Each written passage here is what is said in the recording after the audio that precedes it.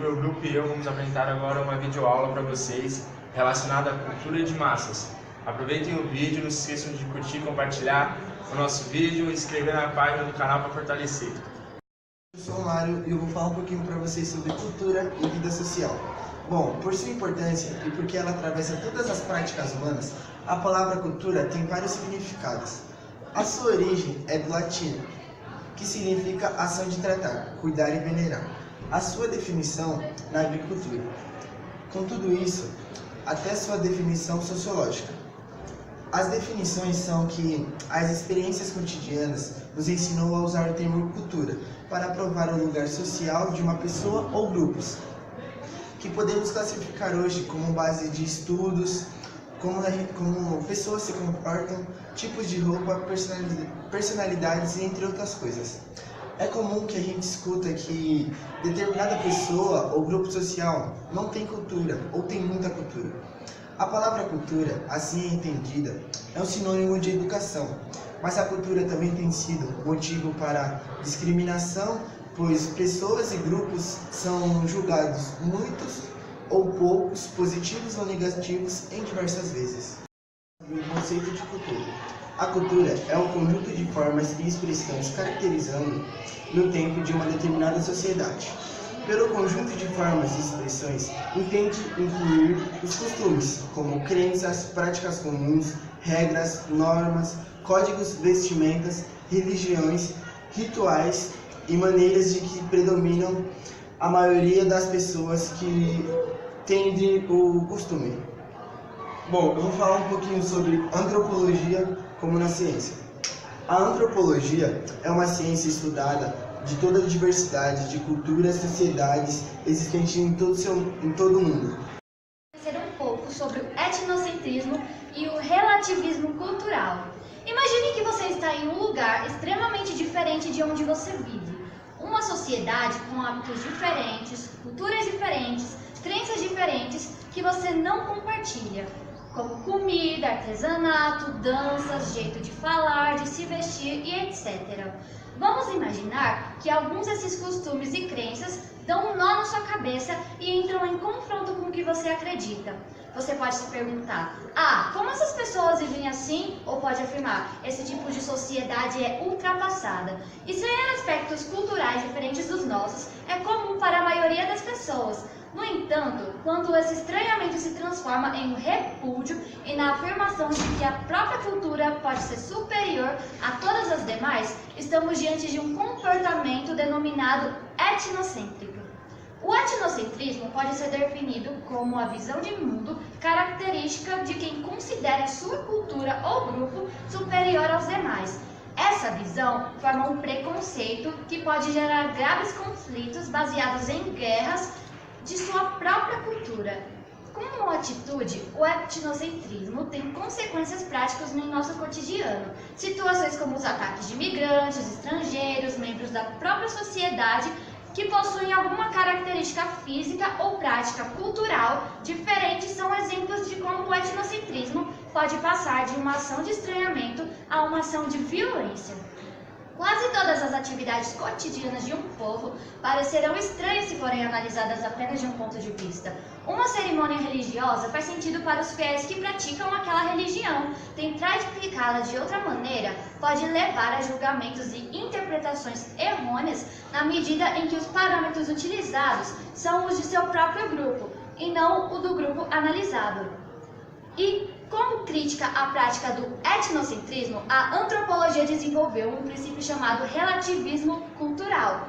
O relativismo cultural é a visão de que os sistemas morais ou éticos que variam de cultura para cultura são igualmente válidos e de que nenhum sistema é melhor do que qualquer outro. Isto é, baseado na ideia de que não existe um padrão definitivo do bem ou do mal. Então, cada sociedade e cada decisão sobre o certo ou errado é um produto da própria sociedade. Portanto, qualquer opinião sobre a moralidade e ética está sujeita à perspectiva cultural de cada pessoa. E para resumir isso tudo, isso significa que nenhum sistema ético ou moral pode ser considerado melhor ou pior, e nenhuma posição moral ou ética em particular pode ser realmente considerada certa ou errada. Olá, eu sou a Marcela e hoje eu irei abordar sobre ideologia e seus ramos. Os meios de comunicação de massa, eles são um dos principais canais de transmissão de ideologia. Eles têm como uma presença muito grande, um papel essencial na conformação de padrões culturais dominantes e outros tipos de expressões culturais. Cazuza, ele tinha uma música em que ele dizia: ideologia, quero uma para a minha vida. E nessa música ele retrata a dificuldade do ser humano, do indivíduo, de acreditar e defender uma ideia contestadora nessa sociedade capitalista, onde ele não tem espaço para os seus sonhos. E a ideologia dessa música, ela diz respeito sobre valores, sobre um conjunto de ideias e um conjunto de valores que orientam o indivíduo nas suas ações e pensamentos com aquilo que ele acredita. E isso é ideologia. E quando nos referimos à ideologia, nós queremos dizer sobre convicções filosóficas, religiosas, políticas que dão embasamento nas nossas atitudes, ações, pensamentos. Isso seria a ideologia em si. Voltamos agora com um outro tópico, que é o conceito de ideologia como falsa consciência. O estudo das ideias produzidas em uma sociedade é descrita por Marx como uma problematização da noção de consciência.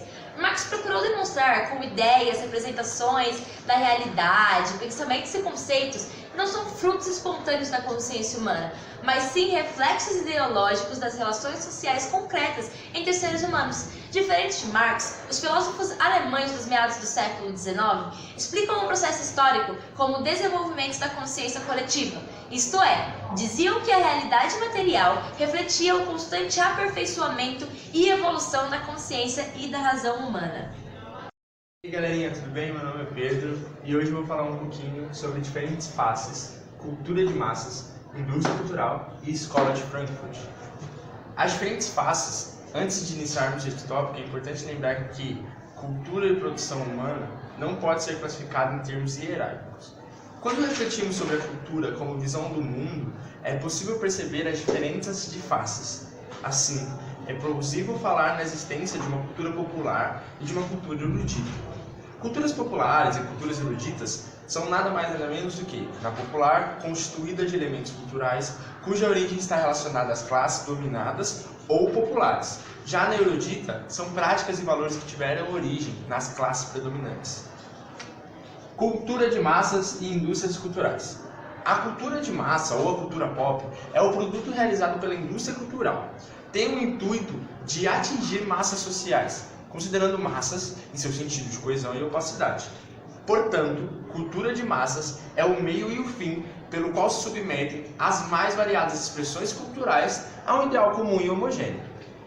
A cultura de massa tem a propriedade de absorver os antagonismos e transcender distinções sociais, étnicas, sexuais, etárias e etc., transformando-os em produtos para o consumo no mundo de consumidores livres. Escola de Frankfurt. A Escola de Frankfurt consistia em um grupo de intelectuais que na primeira metade do século passado produziam um pensamento conhecido como teoria crítica. Dentre eles temos os famosos Adorno, Durkheim, Marcuse e Benjamin. Com a Segunda Guerra Mundial, eles tiveram que sair de Frankfurt, na Alemanha, para se refugiar nos Estados Unidos, voltando apenas na década de 50. Oi, o meu nome é Beatriz e hoje eu vou falar um pouco para vocês sobre internet e indústria cultural. Como todos já sabem, a internet é um território livre, ela é considerada um território livre, onde possui vários conteúdos e existem várias coisas que são divulgadas e tudo isso. E isso favorece a democratização das informações. Mas de um tempo para cá, o governo ele vem tentando criar legislações que restringam o uso da internet. Só que você tem que saber quem você vai restringir e você tem que saber o que vem por trás dessa restrição. Para isso já existem algumas leis, como a SOPA e a PIPA. Henrique Anton, ele critica as tentativas de controle de uso da internet. E para ele se trata de brigas entre empresas, aquelas situadas dentro da rede. Então é como se ficasse a televisão e o rádio contra a internet. E o intuito dela é não fazer com que isso seja para todos tenham acesso a essa cultura.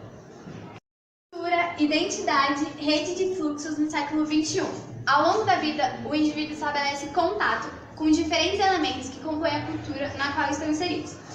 diferentes elementos de diferentes culturas, inclusive da sua própria, que são descartáveis. Ou seja, você pode ter contato com pessoas do seu meio, da sua cidade, do seu estado, com culturas, com estilo de se vestir, estilo de falar, gosto pra música, pra comida diferente do seu, que você pode querer se afastar ou se aproximar.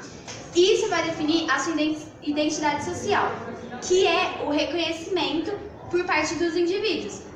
E nas últimas décadas, as mudanças ocorridas modificaram os elementos que compõem a identidade social. Outra forma de pensar nas identidades está associada ao seu uso como instrumento nas lutas políticas.